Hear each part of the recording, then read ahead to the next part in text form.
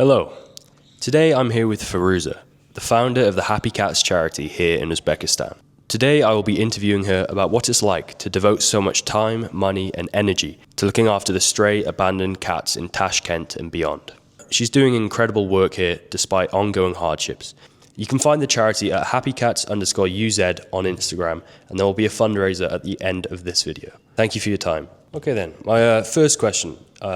Tell me a bit about Happy Cats for those unfamiliar. What do you do currently and what is your goal going forwards? Our project is a charity for stray cats who were took as pets as kittens and thrown out on the street when they grow up.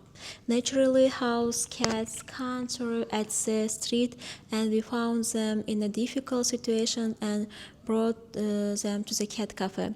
Our main aim to find them families. Okay, so when did Happy Cats start? How did you get the idea and why did you choose this location? We opened it on 28th of April in 2024. Before opening Cat Cafe, I often went shelter. I helped them as much as I could. Seeing a large number of cats there and bad conditions, I thought about opening this place. I have seen many cases where owners abandon their cats along with their balls and everything at the cat rescue center, and cats become sick from stress, and I planned to open such a place and work with people. To educate them, I wanted to work with adults and children to help them treat cats better. Before opening Cat Cafe, I searched 2 years suitable place for cats. Owners of place don't understand what is it because it is new for Uzbekistan. So how many cats do you look after here? When we opened it, there were 12 cats, but nowadays there are 35 cats.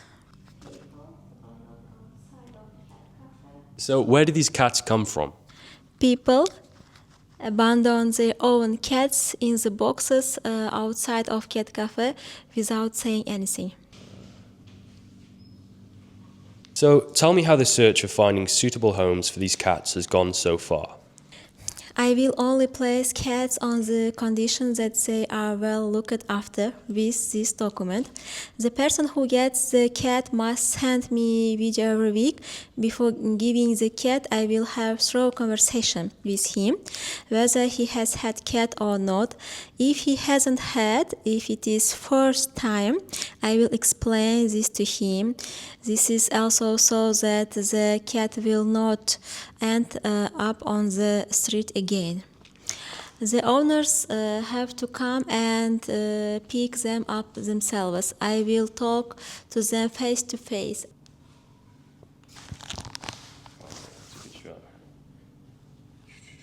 How do you pay for the cat's upkeep? Everything from food to veterinary care to toys and equipment for them. I work at an educational center to feed they and to pay their treatment and neuter, to pay for the rent where they live. Cat Cafe isn't my job. It is charity which I opened for cats. So have you got any cats at home as well? Don't give me this question. Of course, very much. So what made you choose to take care of cats instead of other animals? I love all animals, but cats are my very, very lovely pets. How do Uzbek people view and treat cats compared to in somewhere like Europe or America? And what are animal cruelty laws like here? Unfortunately, I can't say that the attitude towards cats is good. There are many cases of cat torture. Recently, people who tortured and killed cats were given only a few days in prison. I really want such punishments to increase it because even after these incidents, such atrocities continue. For example, just yesterday a woman saw young children throwing small kittens at each other like a ball game, and she saved the kittens. The mothers of children were watching and didn't say anything. There are many such cases. For example, here we have cats with chopped off tails, broken arms, for example, and pregnant cat abandoned in the street. So what problems is the charity currently facing? It's Cat Cafe, but Cat Cafe doesn't work as Cat Cafe. There is no customer. Our people don't understand or maybe not ready yet.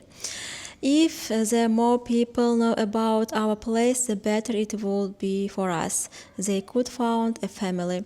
We have made many appeals about this, written to bloggers and famous people, but there is no answer.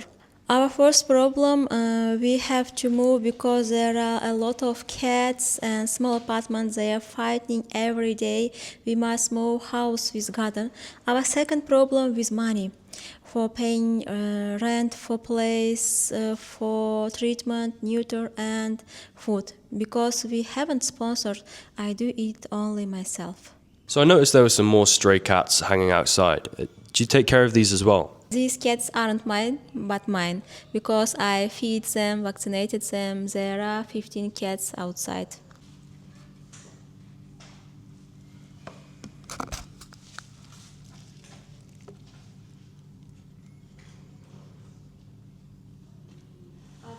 So I noticed this painting behind us. What does it mean to you? This picture shows our cats. This picture is my dream. I really want my cats to live in a garden like this, where there is more space and a better life for them.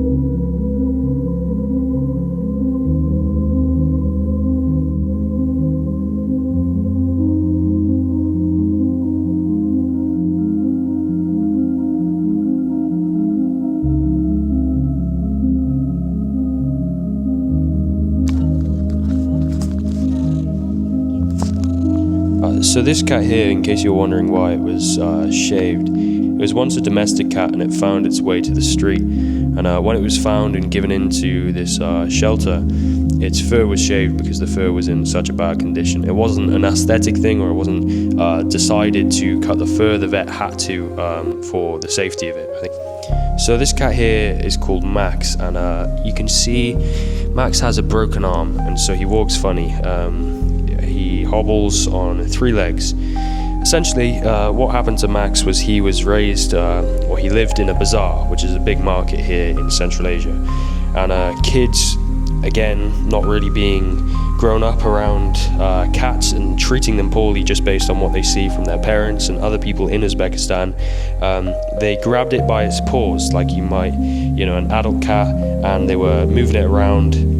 But when it was a kitten, which is when this happened, its arms are obviously so brittle, its bones are so new that it broke its arm and it just kind of sat like that.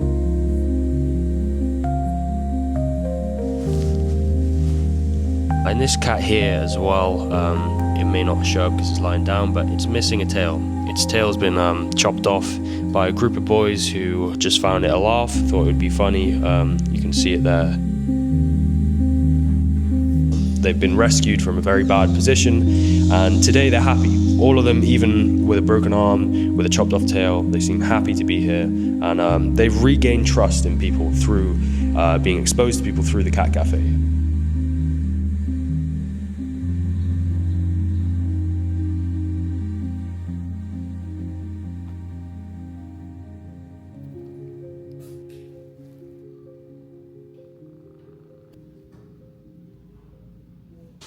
Hello, this is me one day after the interview now with Feruza, and I've had some time to reflect and think about what we said. And so I've started a GoFundMe. You can find it in the description of this video. As we touched on briefly, not fully in depth as I would have liked, with Feruza, Happy Cats is in a bit of a difficult situation right now. The landlord is demanding rent within the next 10 days, so what are we? 28th of April now, it's due on the 7th, so actually less than 10 days. And I'll be honest, everything she's been telling me, the financial outlook of Happy Cats at the minute doesn't look good. There's already huge debts to the vet for bills, manageable debts at the minute, but it could very easily slip and not become that. It could spiral. And the landlord is trying to be kind, trying to be lenient, but there's only so much you can do at the end of the day. Like, this guy needs money for his property as well. And so I have attached a GoFundMe in the bottom of this video. You can find it in the description. It's really only to serve at this stage as a short-term cash injection, because it's what it needs just to make rent this month and to find its feet again. In an ideal world, there'll be more people going to Happy Cats after seeing this video and more people supporting. And ultimately, the way that this can continue to stay afloat is through sponsorships. And it's difficult in Uzbekistan, as we spoke about. People don't look at cats and animal rights and protection the same as they do in Europe or America. So it's going to be a slow battle, but a battle worth taking nonetheless. And the way it's going to work is I've set up a brand new UK card with Monzo exclusively for this fundraiser, and then I'm going to have to send it abroad. So you can't really send direct to an Uzbek card from the UK or from the US, from anywhere outside Uzbekistan really. It doesn't support it unless you're donating a larger amount and you've registered an account with one of these kind of, what do you call them, these intermediary platforms. I'll put the name of what they're called on the screen. So essentially I'm going to be managing the funds for this. I just hope the people will be as generous as they have been in many other aspects of my life towards such a wonderful person. I mean, I was really blown away by Feruza as an individual.